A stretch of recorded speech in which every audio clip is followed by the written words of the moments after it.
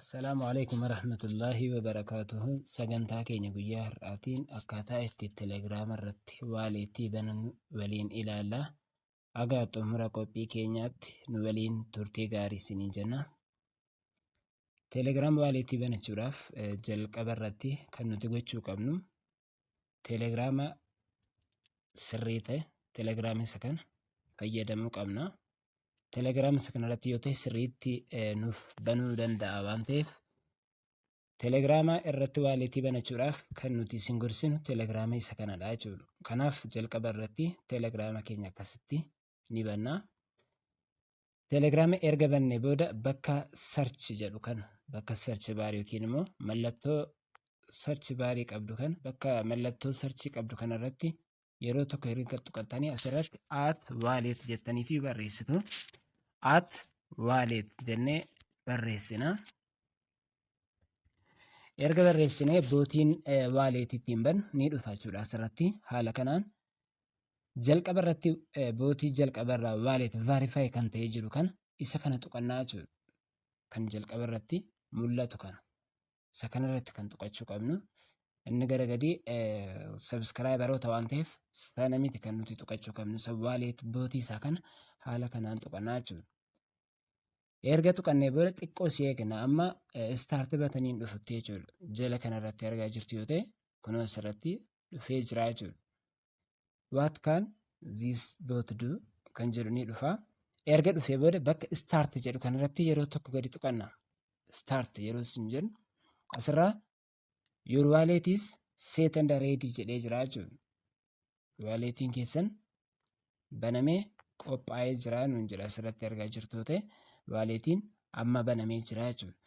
Kanaaf waaleetii kana immoo open yeroo gochuu barbaannu bakka open wallet jedhu kan argaa jirtu yoo ta'e open wallet bakka jedhu kanarratti asirratti tuqachuu dandeessu. Bakka daariirra jiru kanarratti illee tuqxanii banuu dandeessu jechuudha asirratti. Kanaaf open wallet jechuudhaan ni banna jechuudha. Yookaan start using crypto in telegram. Telegram irratti crypto fayyadamuu ni dandeessu nuun jedha. Kanaaf open wallet kan jedhu kan yeroo tokko tuqannaa jechuudha. Dan maal nuun jedha? Terms of use nuun jedha jechuudha. Isa kanarratti bakka mallattoo mirkaneessa kanarratti tuqachuu qabna jechuudha jalqaba irratti.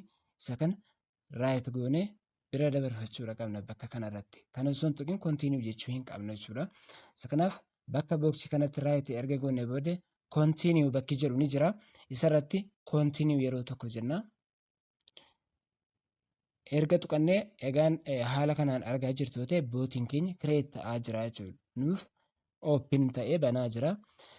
Sana booda bakka menuurraan gubbaarraan illee gadi ni gala. Isa irratti xumurarrattis dhannee ilaalla waan ta'eef haga inni banutti ni eegna.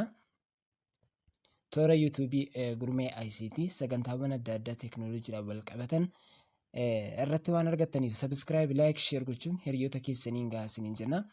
Amma bootiin keenya kun waaleetiin nuuf create ta'ee jira. Haala kanaan amma banaa jira waan ta'eef haga inni banutti ni eegganna. Inni kan biraa scroll goonee gara oliitti iskiriinii guutuu gochuus hin dandeenya jechuudha. Akkasitti gara oliitti ol harkisnaa jechuudha. Yoo gad harkisnu immoo akkasitti minimize ta'ee walakkaa irratti deebi'uu danda'a jechuudha. Kanaaf haga inni banutti illee iskiriin full goonee illee eeguu ni dandeenya haga inni banutti jechuudha. Haala kanaan bootiin waaleetii keenyaadha banamuu ni danda'a. Waaleetiin akkuma akkaawuntiiwwan feesbuukaa yookiin immoo tiiktookaa yookiin yuutuubii banattanii kiriptoo karansii yookiin immoo maallaqaawwan adda addaa irratti hojjechuu kan danda'amudha. Yeroo ammaa kana baay'een isaadha. Kiriptoo karansiidhaan kan akka taapswaappii hamster kombaatiin illee asirratti hojjetamaa jira jechuudha. Kanaaf akkuma argaa jirtan wallet in telegram welcomes Itoophiyaa jedheetu jira asirratti argaa jirtu yoo ta'e haala kanaan nutti himaa jira jechuudha. Zan gara gadii kanarratti dhufneetiyyuu let's go jennaan jechuudha.